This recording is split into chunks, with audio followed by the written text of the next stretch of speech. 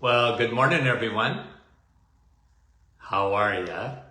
And once again, welcome to another live this morning. And good to be with you here on The Doctor Is In live and soon to be podcast. So good morning to you. Let's see as you get your notifications that we're on Facebook. And here we are, Mike from Norland at the top. And let's see if that Trinity is intact this morning. Scroll it. Rosalinda, the Kidneys of Canada. Kevin, you're right up there. Francis, how are you? Elena, how are you doing? John, our dear friend from Elgin, Illinois. Andrea, Niagara Falls. Rosa from Montreal, go Habs, go. Sandy, Chilliwack, British Columbia. Rain Cloud from Michigan. Nellie, good morning. And Fran from Orangeville. Rita, good morning. New Brunswick. Dave from Cardiff. Sandy from Fergus Falls, Minnesota. Marianne from London, good morning. Cheryl, West Virginia. Maryland, PEI. And Wendy from Markham.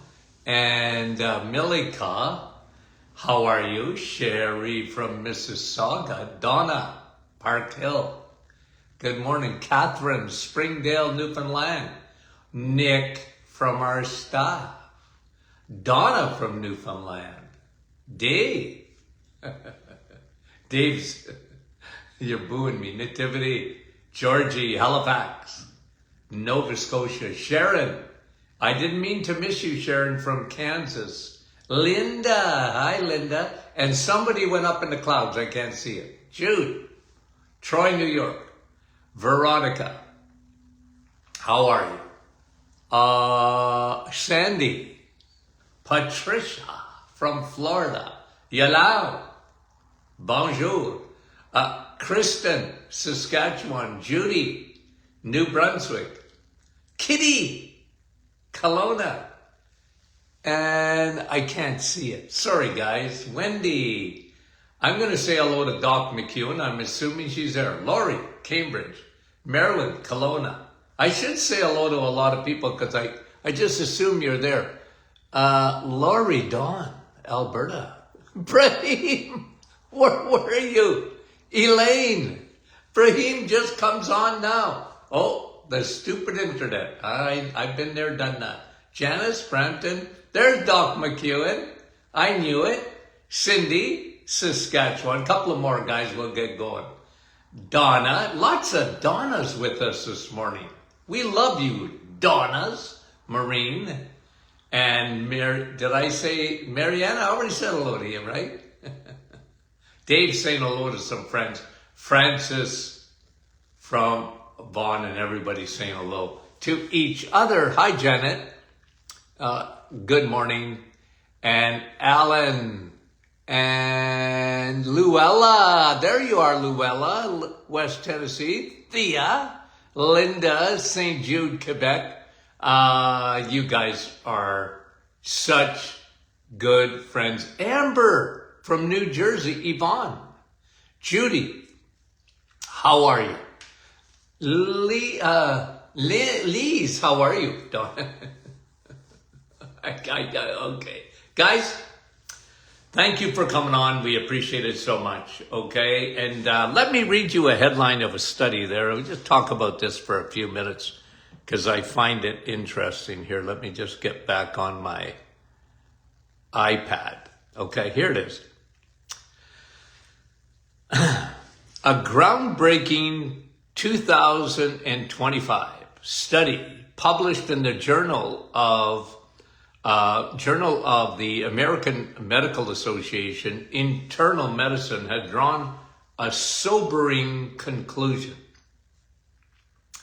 CT scans performed in the United States in 2023 could result in more than 100,000 future cancers. Okay, listen to A staggering, I'm just reading you the headlines, a staggering projection that may position CT scans as a source of up to 5,000 new cancers. Now, what is it saying? Okay? What is it saying? Well, it's CT scans, unbelievable technology, a real blessing in terms of detecting cancers. Okay? But there's a double-edged sword to that. Because that radiation, according to this study, could be causing a lot of new cancers because of the amount of radiation. You know what, guys? It's hard to win, isn't it?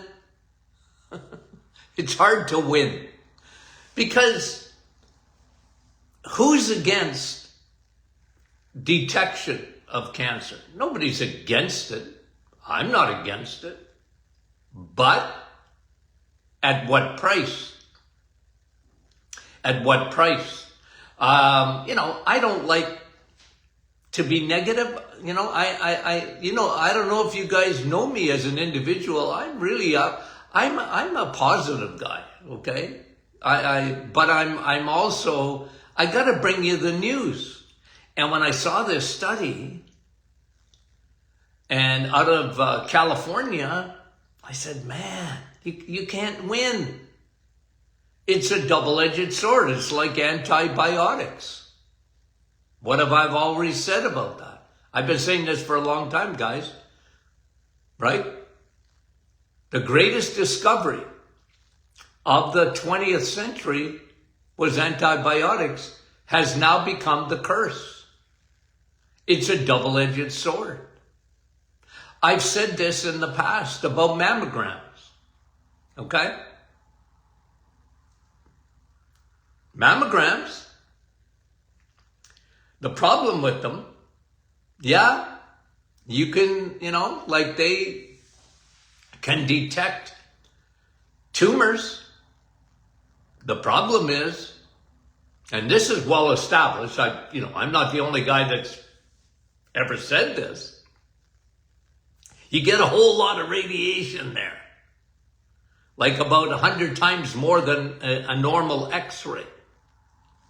Like you're really radiating. And that's what they're saying about the CT scans. They're wonderful. The imaging is incredible. But it's a double-edged sword. According to this new study, they're estimating that it could cause 100,000 new cancers because of the amount of radiation. I didn't say that. The study said it. So, okay, we know why the amount of radiation. Okay? The amount of radiation. You get a lot of it. Am I telling you not to get a scan? I'm not telling you that. What I am telling you is what I always do. Okay? Okay? Let me give you an example. There's always going to be viruses around. Right? You want to get a vaccine? That's up to you. I just give out information. Okay? I don't tell people what to do. I don't tell parents even. I never did. I never told parents not to vaccinate their kids. I never did that in my practice. I always talked about, but here's what you should do. Take care of yourself. Okay? You know that. My overarching principle is you. What do you do? Okay? And I always go back. I flew recently, and they said it, and I almost put my hand up and say, I talk about this on my podcast all the time. Oh yeah? Can I make an announcement? No, listen, here's what they do, right? Here's what the stewardess says on all the flights, in the unlikely event of you needing oxygen, okay? In the unlikely event that you need oxygen, the mask from the ceiling of the plane will come down, okay? And you know what they tell you to do? Put yours on first before you help someone else, okay? Put yours on first. And guys, that is something that I talk about all the time. Take care of yourself. You know, I bet you there's a lot of people. You could put your hand up, but I wouldn't see it. Well, maybe I'd see some. Okay? Your family, okay? Your family are your loved ones or your people around you. They don't believe like you believe. Okay? Okay? But it's really important that you do it. Okay? So when I hear studies or see studies about CT scans, enormous amount of radiation, I always say to myself, okay, what should I do about that? Let's say, for some reason, the doctor says you need a CT scan. What do? How do you protect yourself from the radiation? That's what I'm thinking. As soon as I saw this study this morning, and I saw it yesterday, okay? In my mind, the way I operate is, okay, doc, what do you do to protect yourself? It's like an antibiotic, guys. What do you do if you need an antibiotic? Knowing it will destroy your bad guys, but your good guys too. What do? Right? The world out there, they still don't know this, but you do, about antibiotics. It's the same thing with radiation. Guys, we talk about this almost daily. We live in a toxic soup. We live in a toxic soup. You can't get away from it. You can maybe minimize it to some extent. I'm not even sure about that. But one thing I know is I know the human body. I know that you were fearfully and wonderfully made. Your body has an enormous capacity to take care of itself if you take care of it, your body. Take care of it. And when the more you understand on how your body's immune system, which is, your immune system your immune system is not just about viruses or bacteria. It's about radiation too. Your body can handle it. Even at high doses. As long as your body is at the top of its game.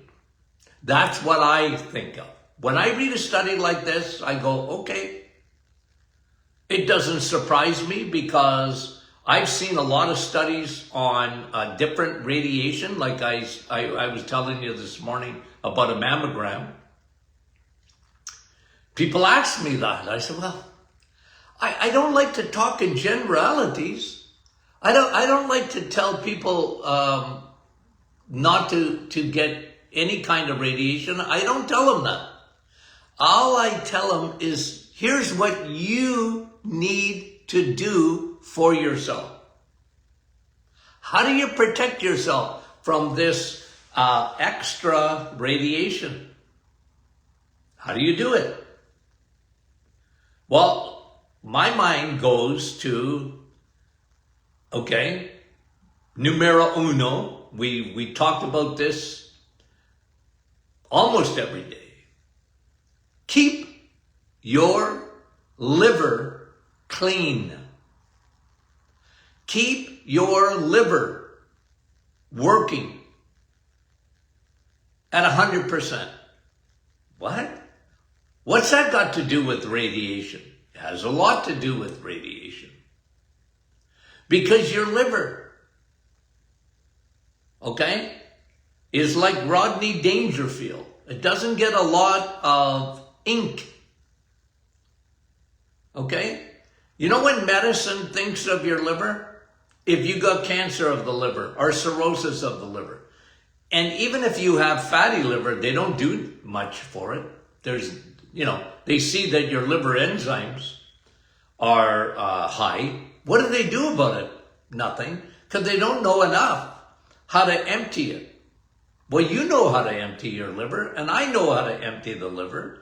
And if you have an empty liver, okay, if your Costco parking lot, the liver, is empty, it knows how to detox your body like nothing else, right? And how do you empty your liver? Change fuel. Change the way you eat. Because when you eat crappy carbs and lots of sugars, especially high fructose corn syrup, it's a scourge on your liver. It'll pack up the Costco parking lot like nobody's business. It stuffs up the liver. If you stuff up your liver won't work properly. And if your liver doesn't work properly, you're not going to produce glutathione the way you should. Glutathione, again, I bet you I say this almost 5 days a week on our programs. Glutathione is Velcro. Okay? I made that up about 50 years ago. I don't know. Maybe not 40. Okay?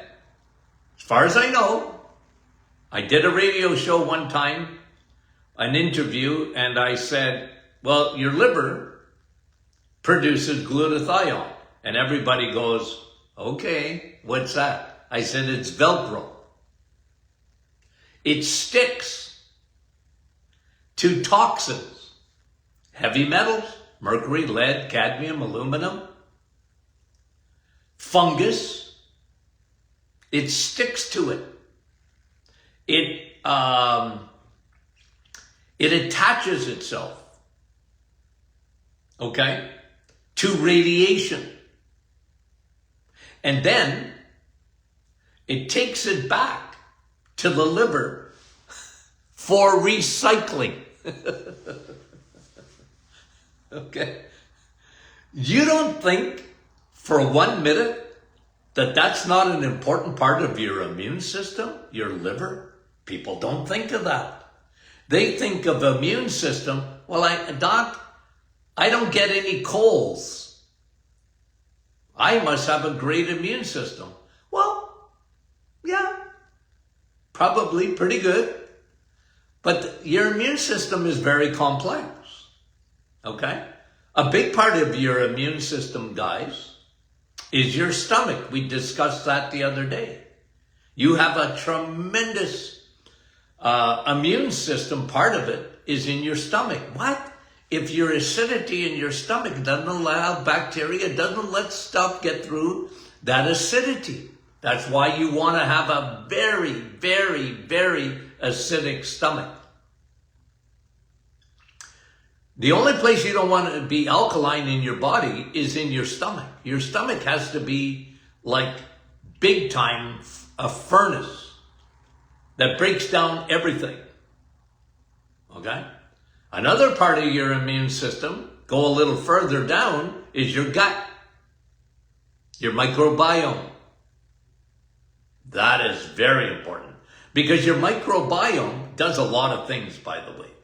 But one of the things it does is it guards the gut-blood barrier. It's a guardian.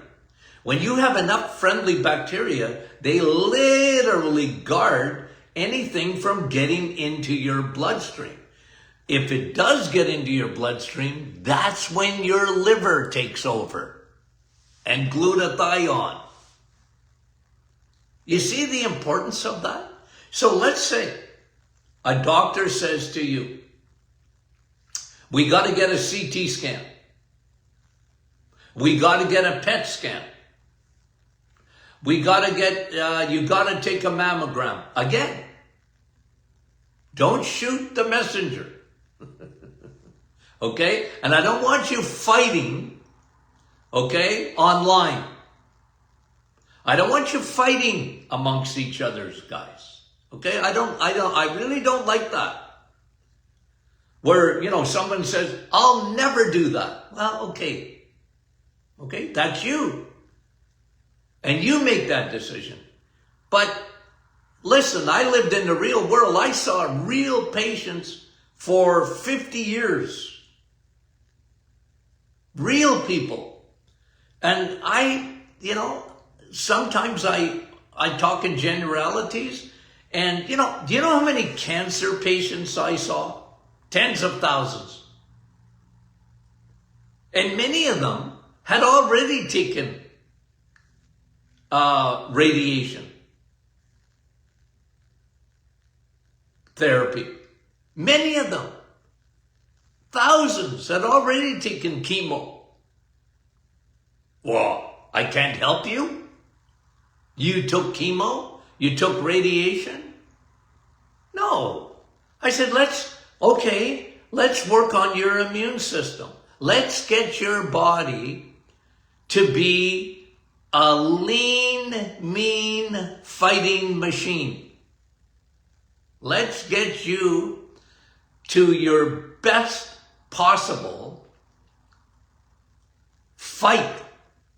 Let's get your body's immune system working in your favor. Leave medicine over here. Whatever's happened has happened. And maybe whatever happens, they're going to do this, that, and the other thing. That's a decision you make. But here's what I want you to do no matter what. Take care of yourself. Get your immune system. Start with your liver. Probiotics for your gut. Make sure your stomach acidity is right at the top of its game. Okay? Vitamin D. What? Vitamin D. The sun. The sun is out here today. I love the sun. You? It's so good for you. Don't avoid it. But when you don't see the sun, make sure you're getting enough vitamin D. I want you to get vitamin D in your food. It's not enough, but I want you to get it. Everybody, in my opinion, should be taking a vitamin D supplement. Okay? I mean everybody, unless if you live in Florida and you promise me, you live in Arizona and you promise me that you're going to get out at least 4 days a week, almost butt naked, almost, and you let your solar panels, your arms and your legs, take in that vitamin D from the sun, okay, good for you. And you should actually measure it. That's one thing that medicine, I wish they would get the memo, but they never do, is measure vitamin D. Because you can tell. You don't have to guess. You should have vitamin D levels. You want to help radiation? You want to help your immune system? Not only for bacteria, viruses, you want to help everything, be anti-cancer, get your blood work in the United States to 60 nml, okay? At least 60 and up. Anything below that, your immune system's not at the top of its game. And in the Canadian numbers, get into just about, I like at least 150, 200, 250 in that area. okay?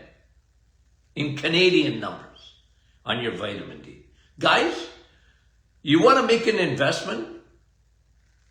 If your doctor won't do vitamin D, without you paying for it, well then pay for it. They don't understand vitamin D and the importance of it, but you do. Check your levels at least once a year, preferably twice a year. You do it. It's an investment. Like health, guys, is an investment. Like we make an investment financially. And one of the best investments that you can make into your body is getting your vitamin D levels up. And most people, well, this is proven, guys. How long have I been saying this? Most people, 80%, close to 90% of the population they might be within normal ranges. It's like B12. Oh, my vitamin D is normal. Okay, that's good for a mouse. That's not good for you. That's not going to boost your immune system. You need to get it optimized. I don't know when medicine is going to ever catch up with that. It's like B12. You need to have optimized B12. Not, oh, my B12's normal. So what? Normal's for mouse. You're not a mouse. Mice. I forgot the plural. But guys, listen. When it comes to your health, you.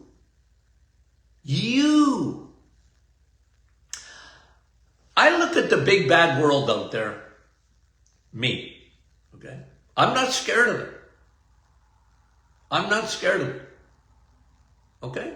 I'm not scared of it. Now, does that mean I'm never going to get sick? Does that mean I might never get cancer?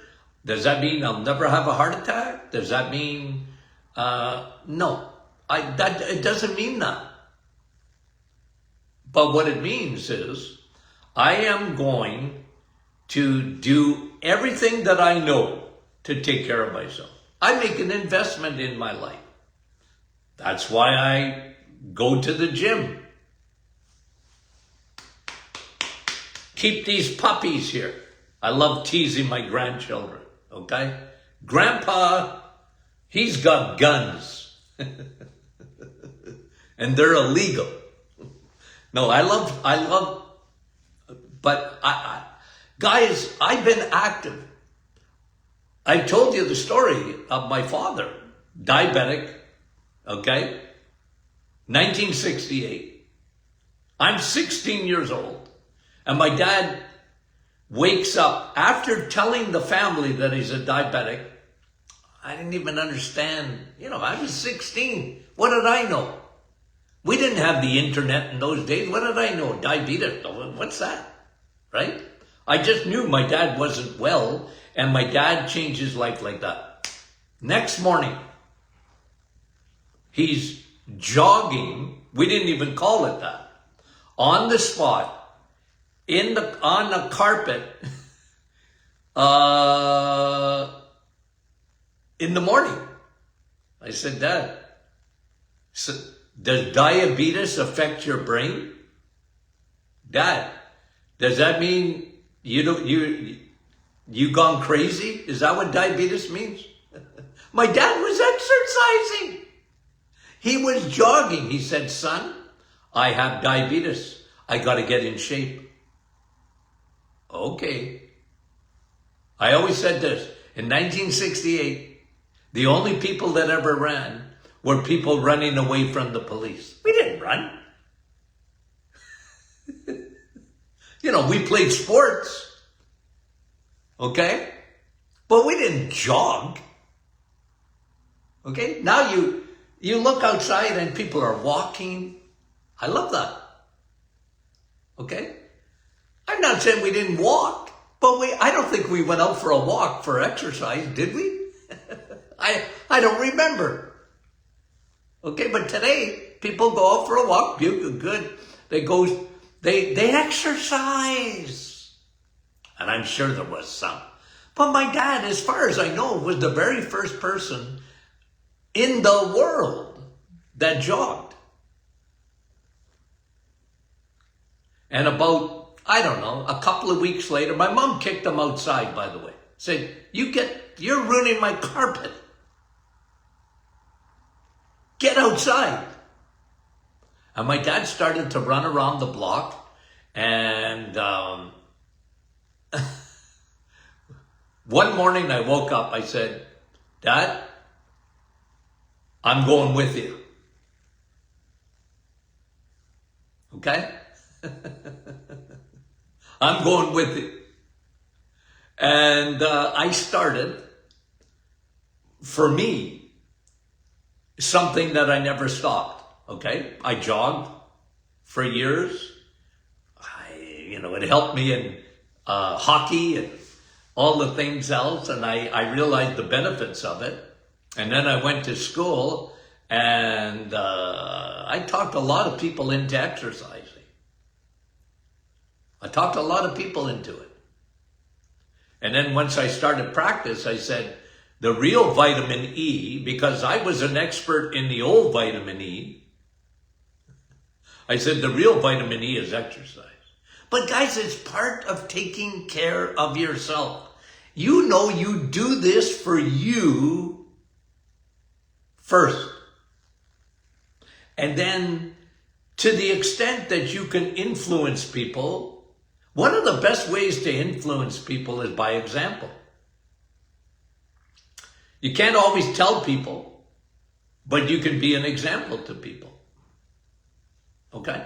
And you can bring a horse to water, but you can't necessarily make them drink it. Right? I can't make people exercise. I can't make people take care of their liver. I can't make them. It's diet. I can't make people change their diet. But a lot of people have. Tens of thousands, no, more than that, have changed their diet and their lifestyle because they got good advice on how to do it and why to do it. Someone was on the private Facebook group, okay? And they were not well after starting the reset. That could be typical for some people, and the reset isn't easy, guys. Your body says, what in the heck are you doing to me? For some people. Very difficult. They're going from a carb-loaded diet to unloading it. Right? And your liver goes, holy smokes, what are you doing? Right? The liver is emptying itself. And the liver, when it's used to being stuffed up with fat, it might bite you a little bit.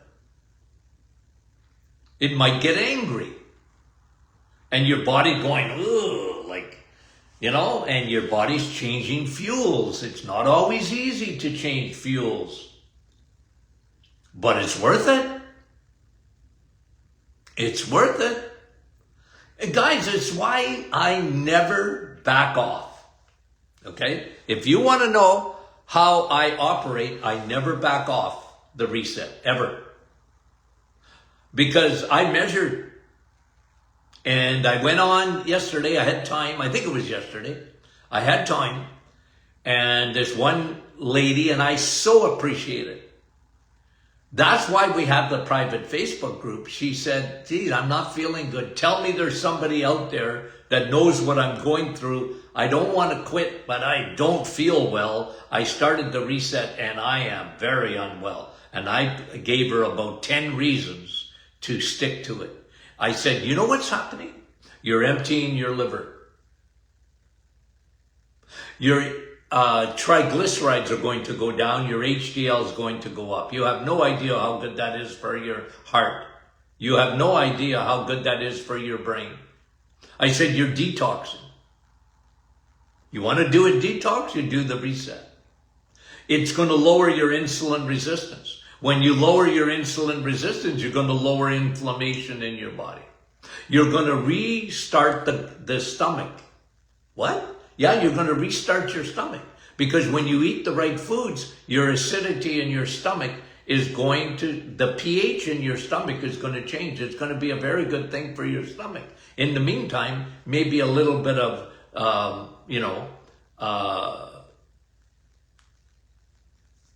a little bit of a chaos until your body detoxes properly and your body resets itself. That's why it's called the reset.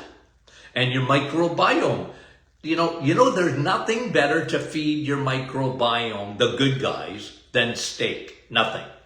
Not fiber, steak. And guys, by the way, how long have I said that? 50 years? Your microbiome feeds on steak. Okay? And when I say steak, you know what I mean. Red meat, beef, hamburger, leave the bun aside. You're resetting the body. The kidneys get a break. It's unbelievable, guys.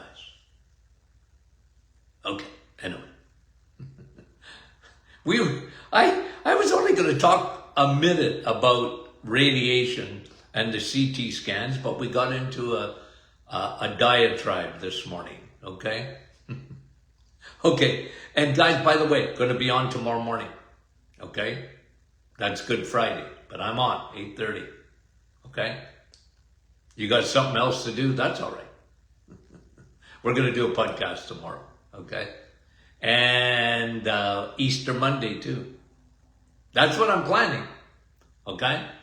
So we'll post that. Okay, we love you guys. Talk to you soon.